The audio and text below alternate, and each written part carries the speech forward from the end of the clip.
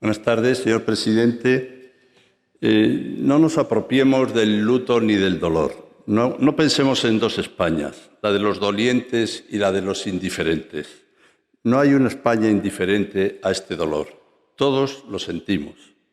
Así que, con profundo dolor por los fallecidos y con condolencia para sus familias, con agradecimiento a todos los colectivos que trabajan en la crisis, especialmente en la sanidad, en los servicios públicos, pero también en todos los sectores que hacen que nuestra comunidad y que toda España esté abastecida y funcionando con los límites decididos, y desde luego con nuestro reconocimiento al comportamiento cívico de los madrileños, agradezco esta imprescindible convocatoria a petición propia, señora presidenta, que además coincide con nuestra pública solicitud de que lo hiciera.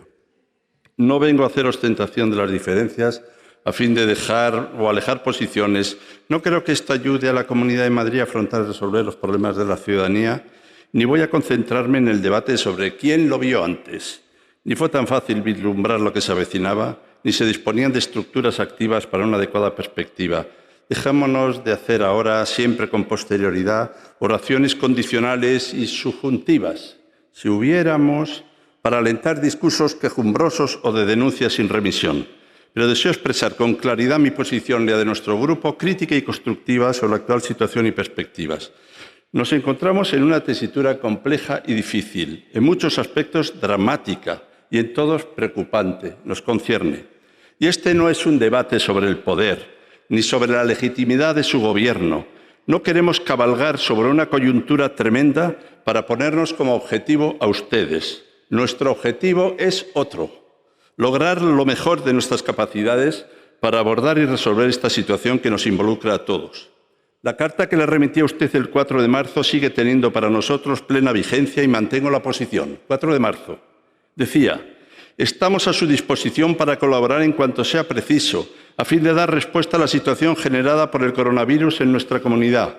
Y, desde luego, cuente con nosotros para propiciar las medidas que estime el Gobierno más adecuadas. Lo digo con respeto, pero hay en primer lugar dos aspectos que no compartimos de lo sucedido. Por una parte, que o bien se nos ha comunicado en algún caso las decisiones ya adoptadas o se nos ha obviado. Usted lo ha dicho hoy muy bien. Me he reunido con los portavoces cuando tuve algo que anunciar. También se nos ha contestado, pero no siempre se nos ha atendido o dado respuesta. Y, en segundo lugar, no compartimos su actitud en este estado permanente de encontrar que lo que resulta bien obedece a su gestión y lo que no es así, pues es culpa de otras administraciones, otras formaciones, por ejemplo, del Gobierno de España. Esto nos parece poco autocrítico, injusto e infecundo desde el punto de vista de la resolución de los problemas.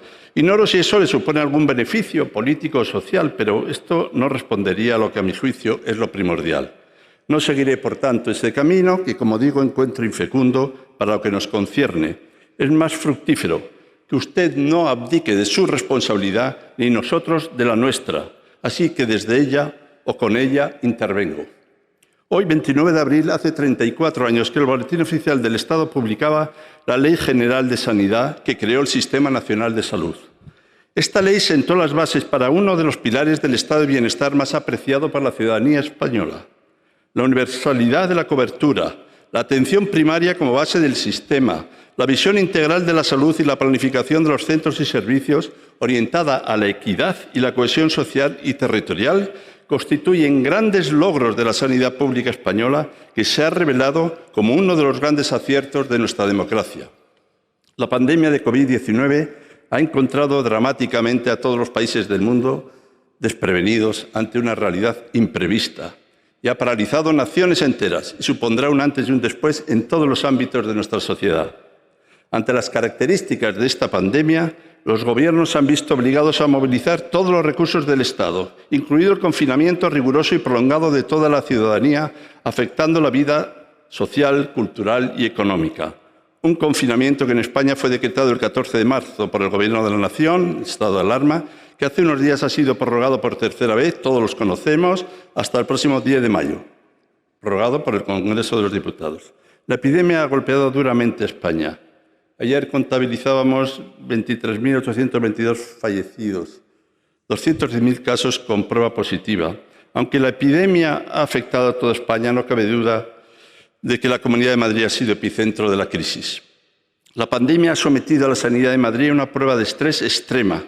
Ha provocado días de intensidad terrible, llegando a tener 15.227 pacientes COVID hospitalizados en la comunidad, cuando el número normal de camas funcionando es de poco más de 12.000 y 1.528 pacientes en unidades de cuidados intensivos, multiplicando por 3 las camas de este tipo disponibles en circunstancias normales. Los servicios de salud pública, de emergencia, urgencias y atención primaria se han visto saturados, obligados a trabajar muy por encima de su capacidad y en condiciones muy difíciles. Madrid ha sido también, tristemente, el epicentro de las muertes de la crisis en España. Desde su comienzo hasta ayer, habían fallecido en hospitales 8.048 personas. Pero contando también los fallecimientos atribuidos a COVID-19 fuera de los hospitales, el total son 13.704 fallecidos y de ellos 5.811 en centros residenciales de mayores. Ante una tragedia así, tenemos la obligación moral y política, no partidista ni sectaria, moral y política, de preguntarnos qué ha pasado y sacar consecuencias. Con los datos oficiales de que hoy disponemos, la Comunidad de Madrid tiene 1/3 de los fallecidos con test positivo de España.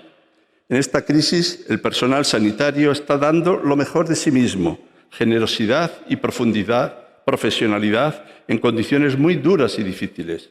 Muchos profesionales se han infectado, otros han sufrido de forma grave la enfermedad. E incluso tenemos que lamentar el fallecimiento de varios sanitarios. Mi reconocimiento y respeto más profundo para todos ellos, junto con nuestro compromiso de trabajar para fortalecer la sanidad madrileña.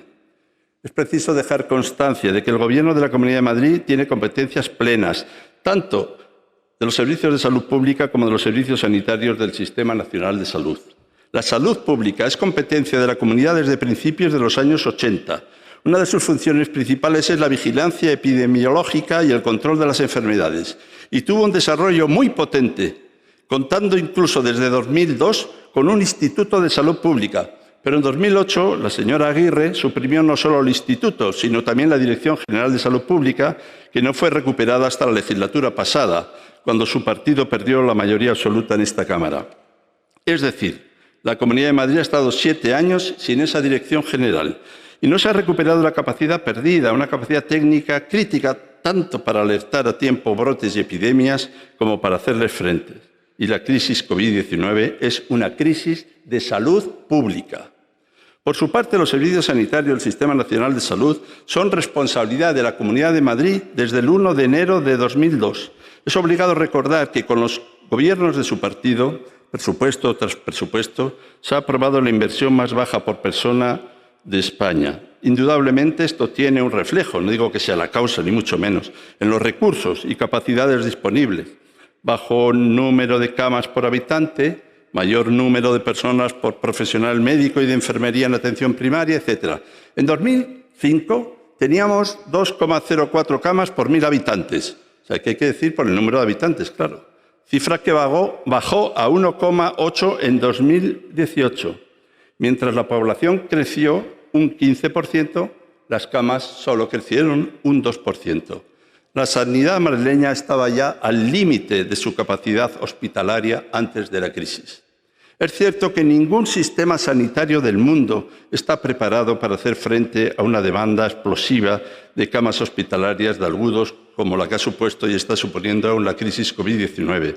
En modo alguno se me ocurriría a mí culpar a nadie de esto, y menos al gobierno, a nuestro gobierno de la Comunidad de Madrid.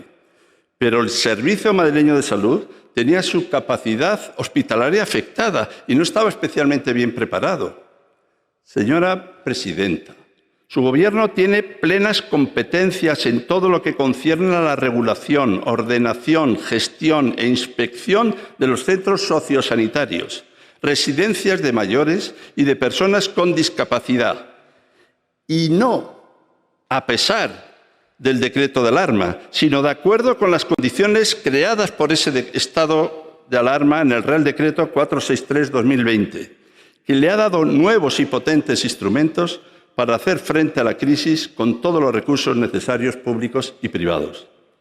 La respuesta política incluye el desempeño eficaz de la gestión en todos los ámbitos de responsabilidad del Gobierno, pero también la exigencia democrática de rendir cuentas ante la ciudadanía y sus representantes en la Asamblea de Madrid. Por eso, creo que hoy es un día, desde ese punto de vista, festivo democráticamente, el que estemos aquí reunidos. Lamentamos no poder estar todos los diputados y diputadas, pero es una muy buena noticia, señora presidenta. Pero su Gobierno no ha respondido adecuadamente a las exigencias que tiene en cuanto a información pública. Es un hecho que hasta el pasado día 22 de abril su Gobierno no ha empezado a ofrecer información diaria sobre la situación de la epidemia en la comunidad. Tampoco ha respondido usted ni el consejero de Sanidad. Yo agradezco su labor, pero este es un aspecto en el que hay mucho que mejorar y que cuidar. Es necesario comparecer regularmente ante los medios de comunicación sometiéndose a sus preguntas. Yo no hablo de las entrevistas concertadas. No voy a entrar en el análisis detallado de la gestión de la crisis sanitaria por parte de su Gobierno. Bueno, nosotros por eso hemos pedido un pleno monográfico que confío que propicie la mayoría que apoya a su Gobierno en la mesa de la Asamblea. Desde un punto de vista organizativo y gestor, quizá el logro sanitario más destacable de la crisis, esta es nuestra opinión, es el gran esfuerzo de reconvertir eficazmente en un tiempo récord y en condiciones muy difíciles todo el sistema hospitalario del Servicio Madrileño de Salud, adaptándolo a las necesidades del COVID-19, ampliando significativamente el número de camas de hospitalización y multiplicando las de UCI. Eso sí que es un verdadero logro. En este logro es de justicia reconocer los méritos y también, desde luego, el mérito de los directivos de los hospitales, los jefes de servicio, de los profesionales de todos y cada uno de los hospitales madrileños. Yo no pretendo dejar de reconocer al hacer esto, de dejar de reconocer lo que IFEMA ha supuesto, ¿no? Pero, sin embargo, hay un aspecto del hospital IFEMA que es obligado a comentar. Me refiero a sus costes de oportunidad, no a una cantidad económica, sino a lo que se pierde, se deja de hacer o tener cuando se hacen ciertas cosas. Para poner en marcha ese hospital han cerrado 102 centros de atención primaria y los servicios de urgencia de atención primaria. Con ello, han descargado toda la atención sanitaria de la crisis y de las demás patologías en las urgencias hospitalarias. Razón añadida por la que en los días más álgidos de la crisis llegaron a un grado de saturación insoportable. Yo espero que los datos, finalmente, cuando podamos verlos con otra serenidad, confirmen que esto ha sido un gran acierto, pero aquí hay un asunto que plantea algunos problemas. Así, algunos hospitales que estaban en momentos muy dramáticos, como los de Alcalá de Henares, Leganés o Alcorcón, entre otros, demoraron por las reticencias de la Consejería la instalación de medios excepcionales, siendo sus alcaldes quienes movilizaron los recursos junto con la delegación del Gobierno, la UME y las propias gerencias.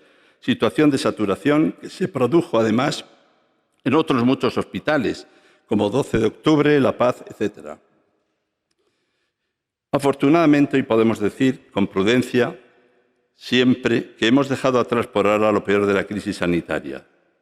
El gran descenso ha habido en número de casos nuevos en pacientes hospitalizados y en unidades de cuidados intensivos y, sobre todo, en fallecimientos, es, bueno, si cupiera hablar así, ¿no? Es muy positivo y permite pensar construir la nueva normalidad de la posepidemia inmediata. Haber superado la fase álgida de la crisis es un gran logro colectivo, de toda la sociedad, también de usted y de su Gobierno, y, cómo no, del Gobierno de España. Esperamos, señora presidenta, que evite apropiarse de los logros como propios y exclusivos y achaque a sus rivales políticos todos los fallos y problemas, pero no espero que haga esto. Si lo hace, correría el riesgo de propiciar un debate estéril y, además, socialmente corrosivo, en el que fluyan razones y argumentos como si los avances logrados lo han sido a causa de su Gobierno, más bien por el contrario, ahí vendría el problema a pesar del mismo. La situación actual sigue siendo compleja y son muchas las dificultades a las que nos vamos a enfrentar en la sanidad madrileña. En primer lugar, porque la epidemia ha agravado y agudizado los problemas que el Servicio Madrileño de Salud venía arrastrando desde hace tiempo. Y, en segundo lugar, porque retomar la actividad sanitaria normal en la posepidemia obliga en las semanas y meses próximos a una muy compleja reorganización de los hospitales y centros de salud, incluido un refuerzo sin precedentes de los servicios de salud pública y de atención primaria. Al respecto, señora presidenta, hay dos propuestas que no admiten dilación. Uno, contratar a las nuevas promociones de especialistas que terminan a finales de mayo su especialidad.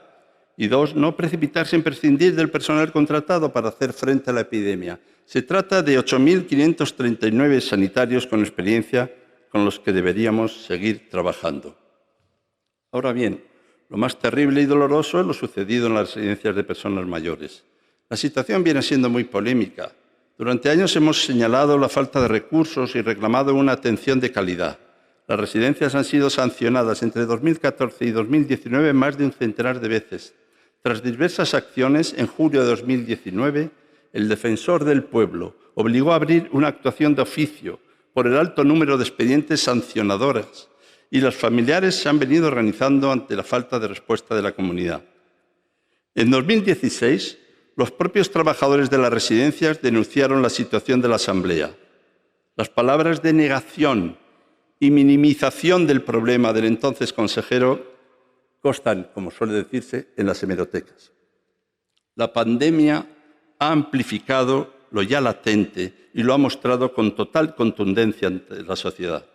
La causa de los fallecidos y enfermos en las residencias de mayores por COVID-19 no es otra, es la de un virus que afecta gravemente a personas con diversas enfermedades o enfermedades previas. Esa es la causa. Pero la responsabilidad de su propagación obedece a un escenario especialmente frágil, incapaz de hacer frente a algo que se ha demostrado de la forma más trágica. Como he dicho, 5.811 fallecidos. Resulta manifiesto el insuficiente control por parte de los servicios públicos regionales y en plena crisis, con cambio de estrategia, sin logros claros, además de la opacidad que existe y ha existido. Esta opacidad no me refiero a que no haya habido información.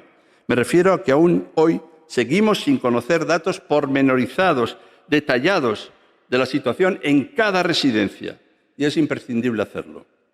Nuestra propuesta es que los derechos de las personas mayores, usted, señora presidenta, ha hablado de que va a repensar esto, a replantear, a buscar alternativas, es imprescindible, hay que hacerlo. Estas residencias de personas mayores y personas con discapacidad tienen que ser un eje fundamental del pacto, y perdón por la palabra, de reconstrucción que debemos hacer. Las residencias de mayores, así como todos los servicios de cuidado, han de revisarse. Han de estar bien preparadas. Es necesario más presencia, mayor control de las instituciones públicas, con procedimientos transparentes y evaluaciones constantes. Y quiero decir que control no significa falta de libertad, significa garantizar la libertad de todos y de todas. Y además debemos hablar del modelo, conscientes de que se trata de centros que precisan atención sociosanitaria para personas en muchas ocasiones en situación de diversas formas de dependencia. Ciertamente, ya que hablamos también del material de protección, ello ha tenido efectos bien negativos. Esta es la verdad. No es cuestión de no asumir cada quien su responsabilidad. Podemos entrar en comparación de cifras y, si quieren, luego en la réplica pues, nos hacemos unos juegos de comparaciones. Cada cual tiene su relato. Tenemos de una variada e enfrentada información. En algunos casos nos falta más los procesos de distribución de los recibidos por la comunidad. Sabemos lo difícil de su adquisición, lo comprendemos en un mercado internacional con colapso por la intensidad de la demanda, complejísimo, con reglas poco claras o muy discutibles. Lo comprendemos, pero falló la logística porque, desde luego, tengo que decir, como aquí se dice muchas veces esta palabra, tajantemente, que nadie impidió a su gobierno que comprara, ni retuvo material. Otras comunidades menos propensas a las controversias se anticiparon. No olvidamos la labor de su gobierno para lograr material y, además, lo crea o no, nos alegramos cada vez que se consigue, cada vez que llega un avión. Pero no obviemos que por parte del Gobierno de España, solo en mascarillas, por ejemplo, se ha entregado en Madrid 14.281.209 unidades. 1.488.000 distribuidas a los ciudadanos de la Comunidad de Madrid por la delegación del Gobierno en los nodos de transporte de la región a partir del día 12. ¿Material remitido por el Estado a Madrid? Pues 23.464.764 unidades de protección. Pero no sigo por aquí, porque ha habido alguna intervención que de verdad la he encontrado muy interesante y ha demostrado que hay aquí presentes, con gran capacidad para ser diputados en el Congreso de los Diputados. Es más, me parece que el discurso que han hecho sería el lugar idóneo para hacerlo allí. Pero bueno, aquí también, esta es una casa de la libertad y, por tanto, nada que achacar. La crisis sanitaria. La pandemia del COVID-19 ha inaugurado a la vez un escenario de incertidumbre en el ámbito social y económico a nivel regional, europeo y global. Y las proyecciones macroeconómicas de hace unos meses no solo no nos sirven, sino que las revisiones que vamos conociendo son inquietantes. El impacto económico está siendo enorme. No diré que vamos a llegar a un cataclismo, lucharemos para que no ocurra, pero es enorme en las empresas, sobre todo en las pymes, en sus trabajadores, en los pequeños comerciantes, en autónomos y sus familias. Son muchos los sectores afectados, sector de la cultura, del turismo, pero es imprescindible desarrollar una nueva estrategia, exactamente también una turística para la región, con medidas concretas para lo que queda de 2020. Y lo esencial que ha resultado nuestro sector primario. Los madrileños necesitamos, se ha dicho hoy, a agricultores, a ganaderos, toda ayuda será poca para un sector decisivo y que precisa actualizarse. Es necesario tomar medidas de carácter urgente que ayuden a contener el impacto económico negativo y el mantenimiento de empresas y del empleo. Se deberá a la vez trabajar por la prevención de los riesgos laborales y garantizar la protección social de las familias y las personas más vulnerables. Los autónomos son vulnerables. Por tanto, nos preocupan especialmente. No son los únicos vulnerables. Hay muchos vulnerables y tendremos que pensar y establecer también prioridades en atención a todos ellos. En esta situación, además, esta pandemia, esta crisis ha alcanzado también a grandes sectores de la clase media. Concretamente, los datos iniciales de la Comunidad de Madrid ofrecidos desde la Consejería Económicas del Gobierno regional hablan de que el impacto sobre el PIB será de una caída entre el 5,2 y el 10,2% del mismo, en el peor de los escenarios. Esto supondría una pérdida entre 230.000 a 330.000 puestos de trabajo, siendo muy acusada en las pymes madrileñas, en no pocos casos hasta su desaparición. Se trata de evitar ratificar este escenario. No podemos seguir esperando o parcheando con medidas inconexas y sin consensos, tanto sociales como políticos. La región partía en febrero de 2020 de un paro registrado de 352.896 personas. Es importante recordar que este dato estaba por encima del paro registrado en 2008, año del inicio de la crisis financiera, cuya media era 281.045, es verdad que era otra población, lo cual implica que nuestro mercado de trabajo presenta debilidades. La posición de partida antes de la crisis del COVID no era la mejor. Ya en marzo se incrementa el paro registrado hasta 363.760 y los datos de abril no serán tampoco positivos. Hay que desplegar propuestas para evitar el peor de los escenarios indicados. Y con el objetivo de ayudar a no destruir nuestro tejido productivo y los empleos asociados, se ha facilitado y promocionado la figura del ERTE. En nuestra región se han presentado hasta el 23 de abril 72.848 expedientes que afectan a 443.361 trabajadores. El 84% de estos ERTEs corresponden a pymes de 1 a 10 trabajadores. Es preciso apoyar tanto a estas empresas y a los trabajadores para que puedan salir con éxito del ERTE, ya que en no pocos casos la prestación percibida que asume el Estado es inferior al salario que percibían anteriormente y causa graves dificultades económicas en sus hogares. Así que yo creo que en vez de quizá debatir quién hace más, quién hizo primero, quién lo vio y no lo vio, lo que tenemos que hacer es tratar de coordinarlos y complementar las medidas que adopte el Gobierno de España y el Gobierno de Madrid. Y esto ha de hacerse, transmitirse y tranquilizar a los autónomos con ese discurso y con esos hechos. En marzo de 2020 había en nuestra región 404.004 autónomos.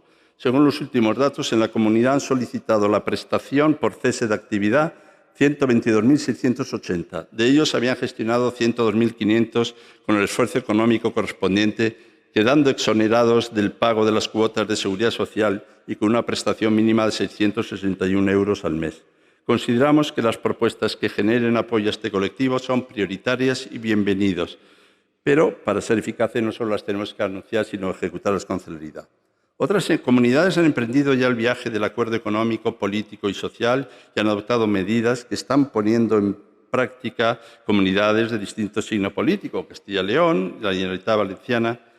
Esta crisis ha revelado otra realidad inequívoca de la que tendremos ocasión de hablar, supongo, la desigualdad educativa, bien patente en estos días de confinamiento, y también las diferentes lecturas de lo que hacemos cuando hablamos de aprobado general, que yo no sé quién ha hablado de eso, o de otros asuntos. Ha de situarse en el centro de nuestras actuaciones políticas si queremos afrontar esta crisis con un horizonte adecuado. O las personas más vulnerables de nuestra sociedad, las mujeres víctimas de violencia de género.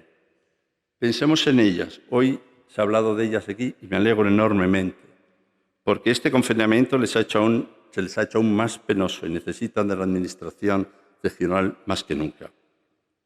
Y espero no molestarles con lo que voy a decirles ahora. Lo más importante es, a nuestro juicio, señora presidenta, la actitud de su Gobierno, la suya propia y la valoración que hace de esta situación.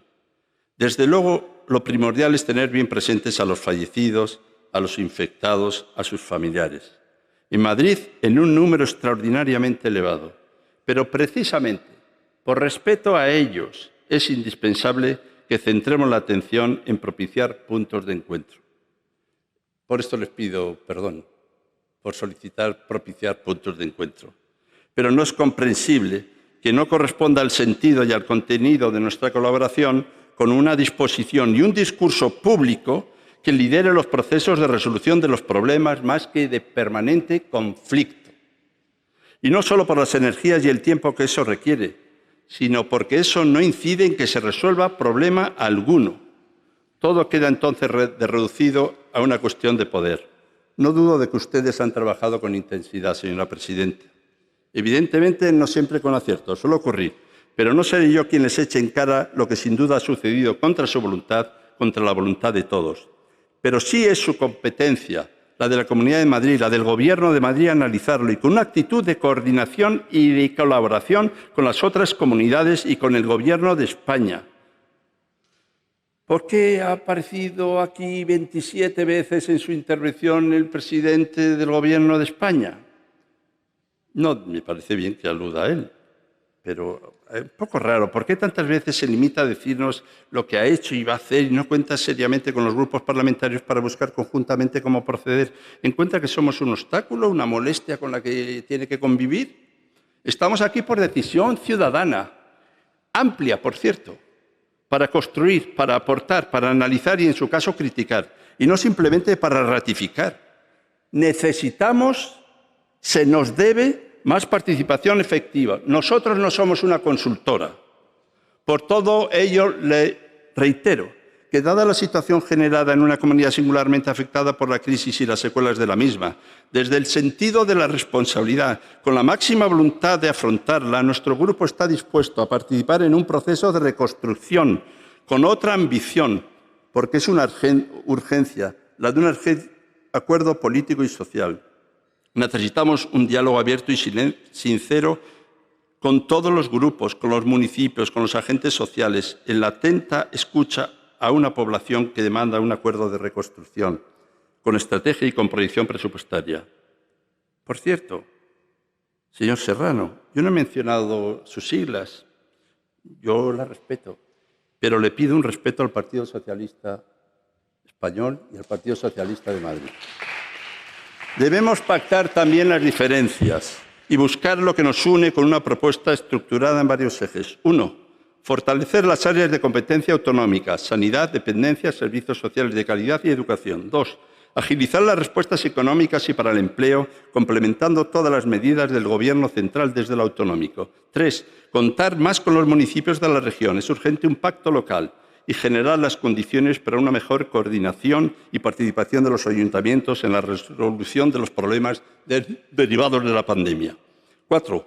Comprometernos a las modificaciones legislativas presupuestarias necesarias para lograr los objetivos derivados del trabajo que se realice. Y 5. Trabajar por conseguir una masiva implicación de la Unión Europea, que poco ha salido hoy por aquí, en la recuperación económica y social, obteniendo y optimizando al máximo los recursos comunitarios para afrontar las consecuencias de la crisis de la región.